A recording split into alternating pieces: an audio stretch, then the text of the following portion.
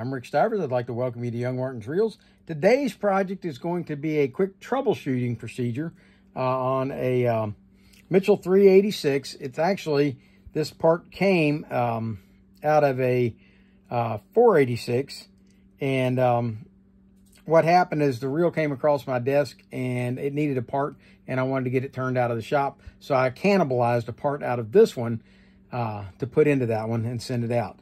So I now have the new part in, but let me show you what's going on with this reel. Okay, if you flip the bail back, okay, and you rotate it, it never trips the bail back. Okay, it never releases. You can manually go over here and push the red lever here down,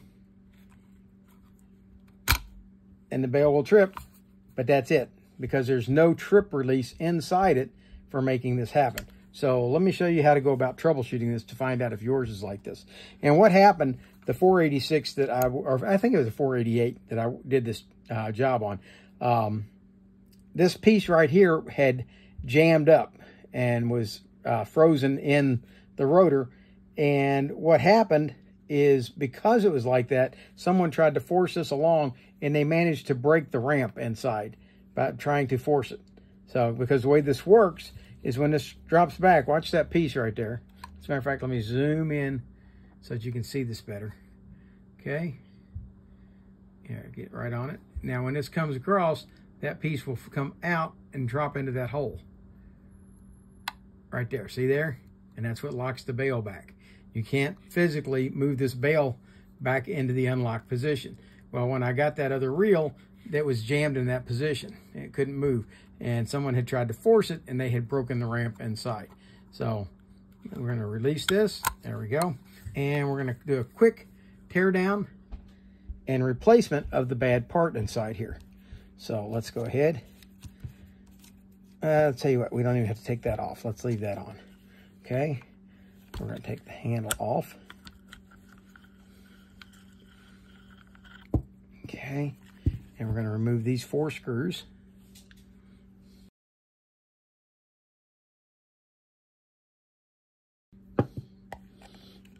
With those screws out, you should be able to remove the side case, like so. With the side case removed, you should be able to pull out this pin, locking pin, and now you should be able to slide the entire axle, spool, everything out together. All right. Now we've got to remove this nut, which I didn't tighten back down when I put this together. Remember, I cannibalized the part out of here. Take the nut off, and now this comes off. And now we can see the part that's actually broken. And that's this piece right here. Okay, this is called the brake drum in this, but it's also the trip release ramp for the trip. And if you look right here, the ends of it are broken off, where somebody tried to force it beyond. Now, here's a new one. I purchased a new one off of eBay.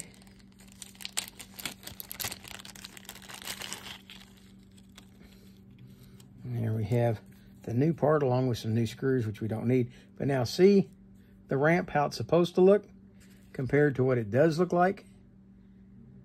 And the pieces that broke off of it are these 2 pieces right here. Okay. So we're going to pull this off real quick and get it going back together as soon as I can find the right screwdriver. Okay.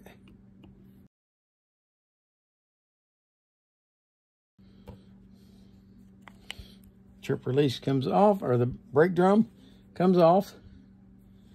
And we're going to put the new one on. Now the new one, this point right here, kind of points towards this over here. There we go. See how that lines up heading towards that? Okay, with that in place, we'll go ahead and zip the new screws in.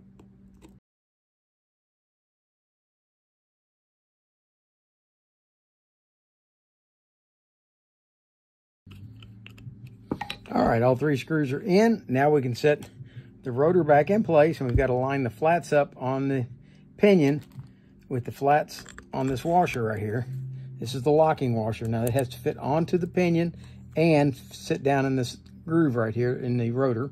Let's see if you can see that. There you go. Otherwise, it will not fit if you get it turned slightly off. It will not go down in the slot, so you got to get it to line up in that slot. There we go. Get it down in there. And now there's an open side of this nut.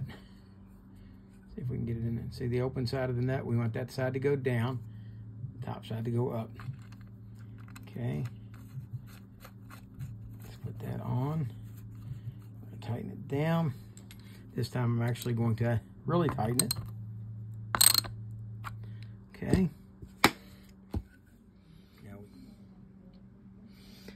Okay, next we're going to line up the, bring the axle shaft back in, lubricate this. This one's been oiled, but I'll tell you what I'll do. I'll go ahead and give it another shot of oil. Okay, we're going to slide that in. Then we're going to slide it into the crosswind block here, or oscillation block, whichever one you want to call it. Slide that forward like that. Line up the holes and put this locking clip back in. Okay, we're ready to put the screws back in.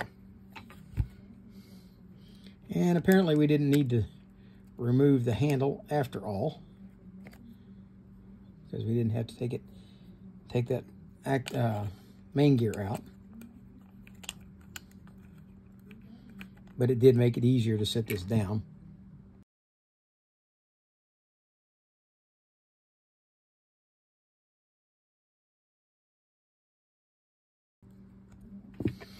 All right, ready to put the handle back on.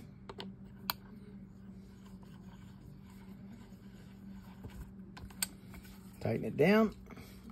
All right, let's take a look and see if we have corrected the bail issue. There we go. Look at there. Problem solved. Now, you may not have that same problem. You may have a problem where this is sticking. If that's the case, you can go over and look at the original video I did of this Mitchell 386 to see how that was resolved with grinding this out and cutting out and getting a new piece put in it. But there you go, folks. This one's ready to go back on the rod. Like I said, I borrowed it. I took the part out of it to get that one out of here while I was waiting on the new pieces to come. This is the part that was in the 488. I think it was 488, 486, something like that. Anyway, those were in there. I got extra screws now. I can put those in my screw pile. And I hope you liked the video. If you did, please hit the like button. If you didn't like the video, hit the dislike button. Tell me what you didn't like about it. And I'm always open for comments. Got some tremendous comment today on my Abu Garcia 5000C from a guy, I think he said he's in Sweden. Just really added. So if you guys aren't reading the comments, you're missing a lot of the content of these videos. So take the time to read some of the comments on them sometime, and I hope you like it. Also, I've got new music out there on my video. I hope you like that. And Chris, I do appreciate the music you had given me before. So for now, that's Rick Stivers of YoungMartin'sReels signing out.